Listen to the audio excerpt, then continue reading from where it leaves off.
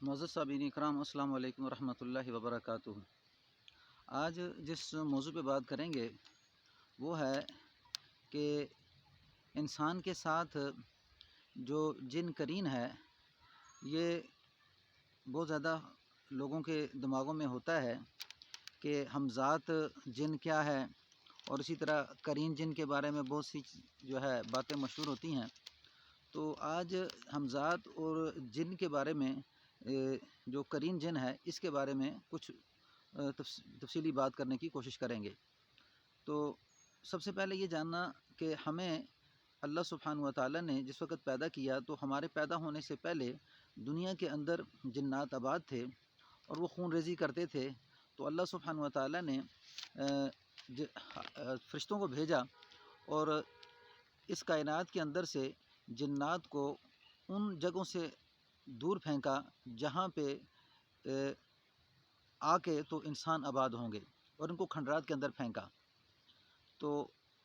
اس وقت یہ جن جو ابلیس تھا اس کو اللہ سبحانہ و تعالیٰ نے، یہ دنیا میں اللہ کی بڑی بندگی کرتا تھا، اللہ کو بڑا یاد کرتا تھا، لیکن یہ صرف اور صرف اس بات کے اوپر اللہ کی بندگی کرتا تھا کہ اس نے یہ سنا تھا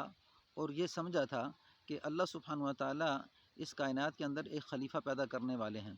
تو اس نے یہ کہا کہ اللہ وہ جو خلیفہ پیدا کرنے والے ہیں تو اللہ مجھے خلیفہ بنا دے۔ تو اس لالچ میں آ کے وہ کیا کرتا تھا، اللہ کی عبادت بھی کرتا، اللہ کا آگے سر بسجود ہوتا، سجدہ کرتا، اللہ کو یاد کرتا۔ لیکن جب اللہ سبحانہ و تعالیٰ نے جنات کو دنیا سے خالی کیا اور پھر اس ابلیس کو فرشتوں کے ساتھ بلا لیا، تو جب فرشتوں کے ساتھ بلا لیا تو فرشتوں کے ساتھ یہ رہتا تھا۔ تو اللہ نے جب ارادہ کیا کہ حضرت آدم علیہ السلام کو پیدا کریں تو اس وقت اس سارے جو فرشتے تھے ان کو بھی حکم دیا اور اس کو بھی کہا کہ تو سجدہ کر۔ تو وہاں پہ جو آیتیں ہیں وَإِذْ قُلْنَا لِلْمَلَائِكَةِ اسْجُدُوا لِآدَمَ فَسَجَدُوا إِلَّا إِبْلِيسَ۔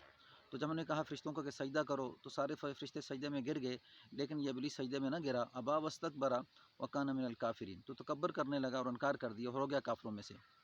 تو جب اس نے وہاں پہ انکار کر دیا اور اللہ کی حکم عدولی کی تو اس وقت اللہ نے کہا تھا کہ تم جنت سے نکل جا میری۔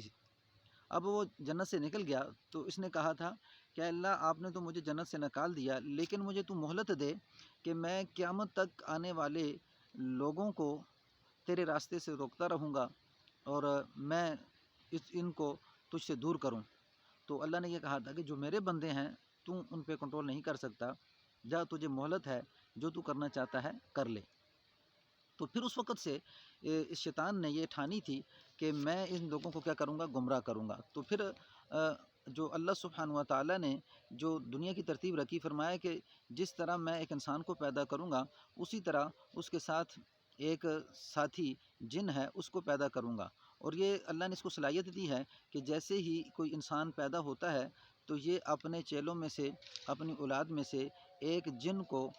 اس کے ساتھ چھوڑ دیتا ہے، اور وہ اس کا ہم ساتھی ہوتا ہے، ہم سفر ہوتا ہے، ہمزاد ہوتا ہے، یعنی اس کے ساتھ رہتا ہے 24 گھنٹے۔ تو یہ ہمزاد کے فارسی کا لفظ ہے، اور یہ قرین جو ہے یہ عربی کا لفظ ہے، اور یہ دونوں ایک ہی ہیں، ہمزاد اور قرین۔ قرین بھی ساتھی کو کہتے ہیں اور ہمزاد بھی اس کے ہو بہو، اس کی شکل جیسا، اس کی عادات جیسا، اس کا معنی یہ ہوتا ہے۔ تو یعنی یہ ہمزاد اور قرین دونوں ایک ہی ہیں، اور یہ جیسے ہی انسان پیدا ہوتا ہے تو اس کے ساتھ ایک جن قرین، اس کے ساتھ اللہ نے ابلیس کو قوت دے رکھی ہے کہ وہ کیا کرتا ہے کہ اس کے ساتھ اس کو کر دیتا ہے، اور پھر یہ کیا کرتا ہے کہ اس کی جتنی خبریں بھی ہوتی ہیں انسان کی، اس کے ساتھ یہ جو قرین جن ہے یہ جانتا ہے۔ تو ہمزاد اور قرین یہ دونوں ایک ہی نام ہیں، اور پھر یہ جتنے بھی کاہن لوگ ہیں یہ قرین سے کام لیتے ہیں، کیونکہ ہمارے مذہب میں کاہنوں کی بات پر یقین کرنے کو اللہ سبحانہ و تعالیٰ نے منع فرمایا ہے، اس کر کے ان کی باتوں کو سے رکنا ہے۔ اور پھر یہ جو قرین ہوتا ہے یہ چونکہ اس انسان کے ساتھ رہتا ہے اور جو یہ انسان کام کرتا ہے وہ یہ دیکھ رہا ہوتا ہے، تو یہ کاہن لوگ اس کی خبر دیتے ہیں کہ بھئی تم نے کل اس طرح کام کیا تھا، اس سے پہلے ایسا ہوا تھا، اور لوگ یہ سمجھتے ہیں کہ بڑے پہنچے ہوئے لوگ ہیں۔ تو اللہ نے ہمارے مذہب کے اندر فرمایا کہ جو انسان کاہن کی تھوڑی سی بات سیکھتا ہے وہ گویا جادو سیکھتا ہے، اور جیسے جیسے وہ ترقی کرتا ہے تو وہ آگے نکلتا چلا جاتا ہے اور جادو تک پہنچ جاتا ہے، اور جادو کرنا کفر ہے، جادو سیکھنا کفر ہے، جادو کرنا کفر ہے۔ تو اس کر کے کاہنوں کی بات پہ یقین نہیں کرنا چاہیے۔ یہ تھی حمزاد اور قرین کی تفسیر۔ السلام علیکم ورحمۃ اللہ وبرکاتہ۔